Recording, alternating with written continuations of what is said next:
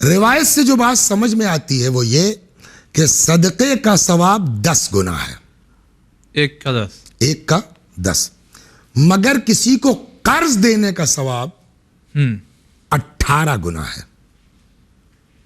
सदके का 10, कर्ज का 18। आप देखिए ना, इस्लाम समझने की जरूरत है।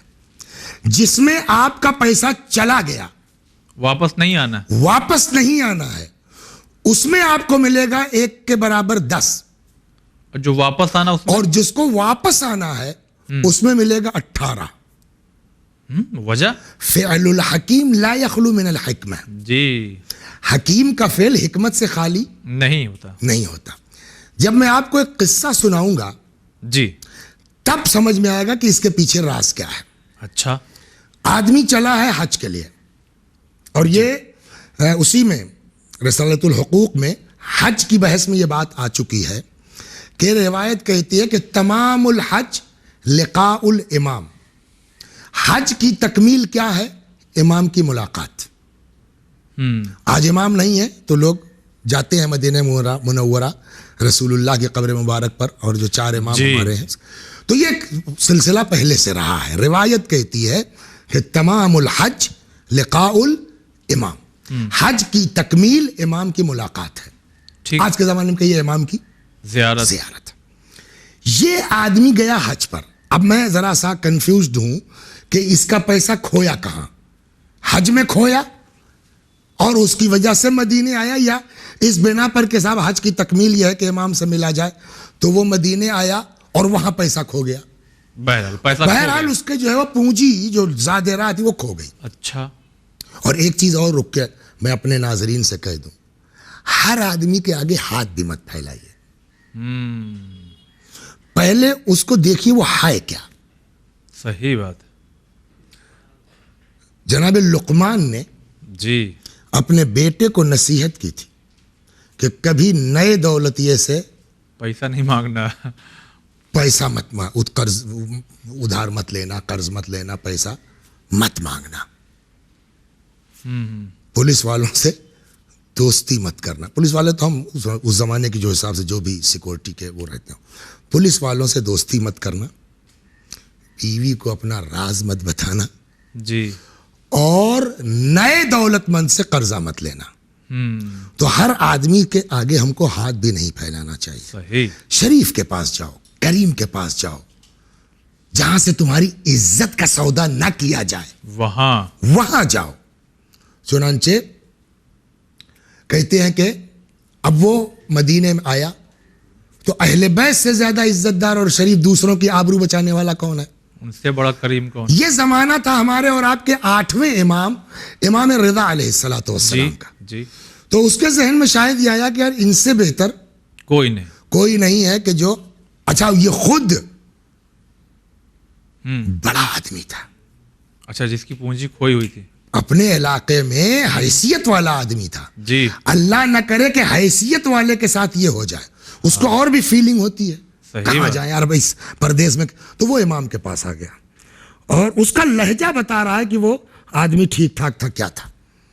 आगे कहता साहब देखिए, मैं फ़कीर नहीं हूँ, मैं अपने इलाके में दौलतमंद आदमी हूँ, मेरा बिजनेस ठीक ठाक है, आया था हज के ऊपर, इत्तेफाक है कि मेरी पूंजी जो है, मेरी थैली ज़ादेरा वो खो गया। अच्छा। तो प्लीज़ आप मेरे साथ इतना कर दीजिए कि मैं अपने वतन तक, खुरासान का रहने वाला था जी, मैं अपने वतन तक चला जाऊं, और मैं आपसे खैरात नहीं मांग रहा हूं, आप दे। अच्छा, तब तो ये ट्रांसफर नहीं था ना, गूगल पे कर देंगे वहां पहुंच के खुरासान, हाँ पेटीएम कर देंगे, तब तो था नहीं। हम वहां पहुंच के आपकी तरफ से जी सदका कर देंगे, किसी गरीब को दे देंगे। हमको फंस गए हैं इस वक्त। हजरत समझ गए कि ये इज्जतदार आदमी है, इसके साथ कैसे। हजरत ने कहा बैठिए बैठिए, आप तशरीफ रखिए। कुछ लोग थे, जब धीरे धीरे मजमा छटा और पब्लिक हटी तो इमाम अंदर गए, 1-2 लोग रह गए होंगे। एक माकूल रकम ठीक ठाक थैली में रखी, मगर बाहर नहीं आया। दरवाजे के पीछे से फरमाया, वो मर्द खुरासानी जिसका ज़ादेरा थैली गुम हो गई थी, जी का दरवाजे के पास आओ। दरवाजे के पास आया, इमाम बाहर नहीं निकले। दरवाजे के पीछे से हाथ बढ़ाया, कहा ये लीजिए, जाइए आप, मेरे आने का इंतज़ार मत कीजिएगा, शुक्रिया अदा कर दें, ये कर दें, जाइए आप, मेरे कमरे में वापस आने से पहले आप जा चुके हों। बोला ठीक है साहब, ठीक, खुदा हाफिज। और सुनो जी, ये मैंने तुमको दिया है, मेरी तरफ से तुमको सदका करने की ज़रूरत नहीं है, तुम्हारा है, तुम जो चाहो करो। उसने कहा शुक्रिया साहब, चला गया। उसके जाने के बाद इमाम जब वापस आए तो जो दो एक सहाबी रह गए थे जी, उनको बड़ा ताज्जुब हुआ, हाँ, भाई किराया ही तो चाहिए था, आपने इतना अच्छा खासा उसको दे दिया। अच्छा, यानी बहुत ज्यादा दे दिया। हाँ, अपने उनके हिसाब से हाँ हाँ, उनको ज्यादा लगा। अच्छा, हाँ, आपने तो उसको गनी कर दिया, इतना दे दिया। लेकिन ये बात नहीं समझे हम लोग कि उससे आपने कहा मेरे आने से पहले चले जाना। नुक्ता यहाँ है, ये बारीकियां सिवाय अहले बैत कोई बता नहीं सकता।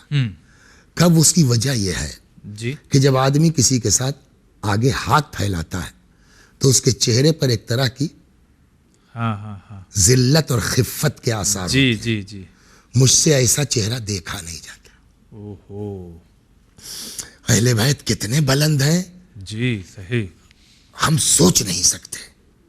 उनकी फिक्र कहां तक जाती है, हम तसव्वुर नहीं कर सकते। इज्जत नफ्स को वो इज्जत मजरूह नफ्स। नहीं कर सकते। तो कुछ समझ में, इस पूरा किस्सा मैंने क्यों सुनाया, जी, मतलब यह है कि आपने जिसको सदका दिया है तो उसकी आबरू भी तो लीना आपने कि ये खैरात दिया इनको।